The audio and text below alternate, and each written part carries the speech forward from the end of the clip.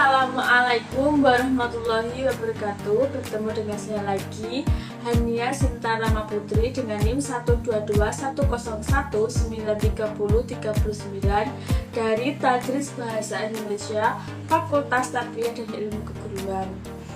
Untuk kesempatan kali ini saya ingin menyampaikan mengenai teks prosedur. Materi yang pertama yaitu pengertian dan tujuan teks prosedur. Yang kedua, ciri dan jenis teks prosedur. Yang ketiga, struktur dan unsur kebahasaan teks prosedur. Yang keempat, langkah-langkah untuk menulis teks prosedur. Selanjutnya langsung saja kepada pengertian teks prosedur. Teks prosedur adalah teks yang berisi instruksi yang ditujukan kepada pembaca agar melakukan kegiatan tahap demi tahap untuk menghasilkan sesuatu, mengubah sesuatu untuk mendapatkan manfaat dari teks tersebut. Contohnya, yang pertama, resep merasakan yang bertujuan untuk menghasilkan sesuatu, cara mengeringkan baju bertujuan mengubah sesuatu, dan kemudian cara tidur yang bertujuan untuk mendapatkan manfaat.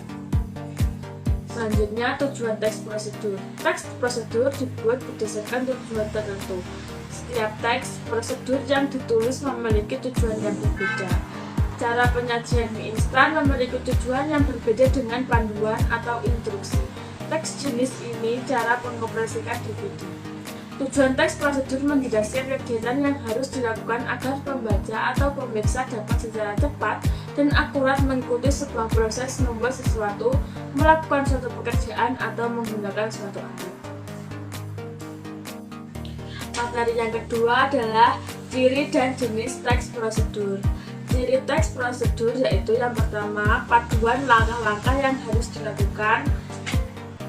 Yang kedua, aturan atau batasan dalam hal bahan atau kegiatan dalam melakukan kegiatan. Yang ketiga, isi kegiatan yang dilakukan secara urut atau kalau tidak urut disebut tips.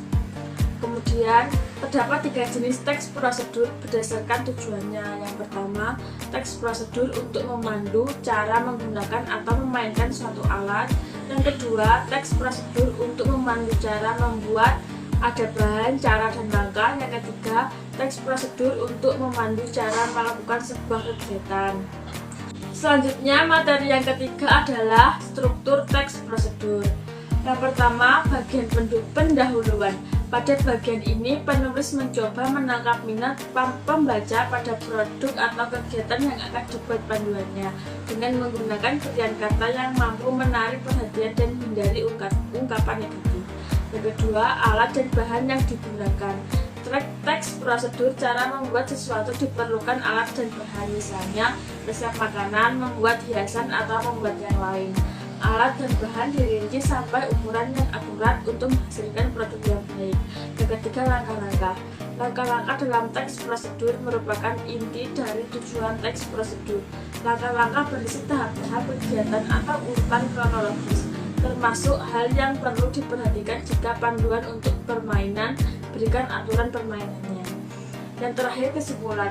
Cara membuat penutup teks prosedur adalah dengan merujuk kembali ke hal-hal pokok yang disebutkan dalam pendahuluan dan ulang kembali dengan kata yang lain atau sinonimnya.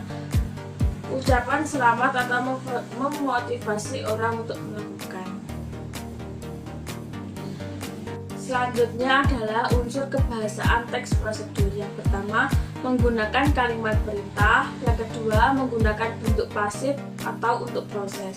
Instruksi atau panduan dapat diberikan dalam bentuk pasif jika ingin berbicara tentang proses, yaitu bagaimana sesuatu dibuat atau dilaksanakan, bukan tentang bagaimana membuat atau melakukan sesuatu. Yang ketiga, penggunaan kriteria atau batasan.